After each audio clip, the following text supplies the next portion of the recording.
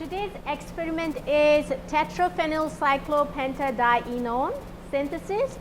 The reaction is also known as aldol condensation. So today's aldol condensation is a base catalyzed reaction.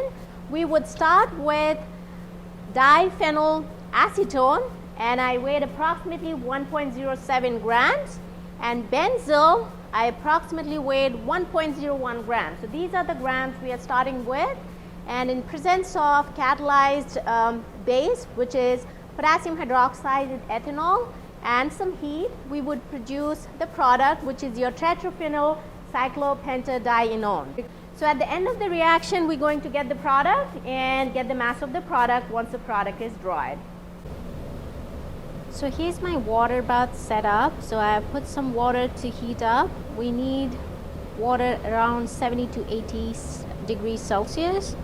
We're going to take a look at what temperature the water is right now. It is around 70 degrees. It's a good temperature to start the reaction. Here's my 50 ml round bottom flask with the two starting material, about 1 gram of benzyl and 1 gram of diphenyl acetone. I'm going to add a stir bar, and I'm going to add about 12 ml of ethanol.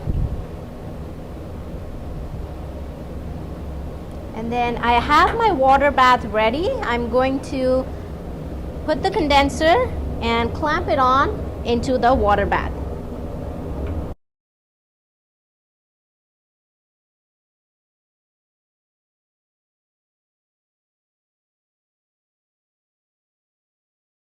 So my reaction mixture is inside the warm water, and I will turn on the stirring, and I will turn on the water in the condenser.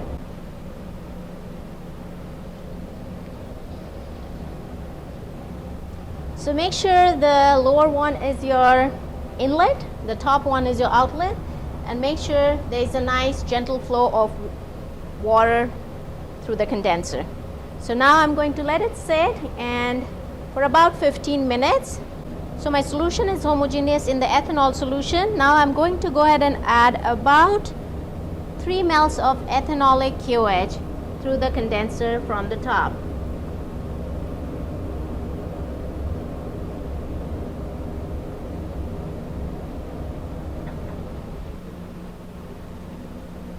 If you see, the color started changing, and I would let it react for about 15 minutes.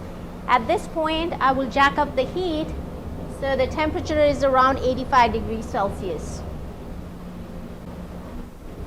So it's about 15 minutes. I'm going to turn off my heat and take the condenser out of the water bath and let it sit at room temperature to cool it down.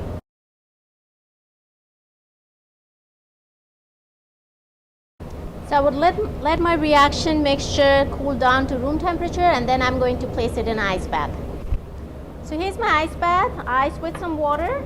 I'm going to add a little bit more tap water, and then I'm going to place my beaker into the ice bath. So my reaction has been sitting in the ice bath for about 10 minutes. And it should have precipitated the product. You can't see because the solution is very dark in color. We are going to go ahead and filter it out. So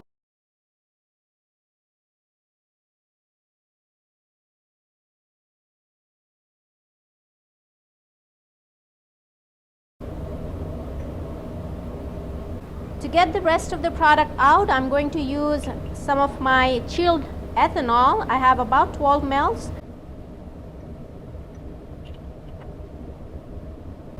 So my stir bar is still in the round bottom flask, and I'm going to use the rest of my ethanol on top of the funnel to get the product washed.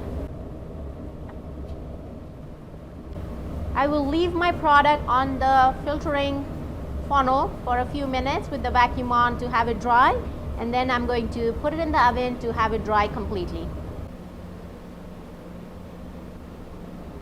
So I'm going to turn off my vacuum,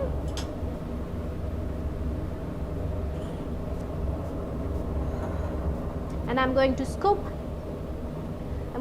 the paper with the product, the filter paper with the product onto my wash glass. So I have initially pre-weighed the watch glass.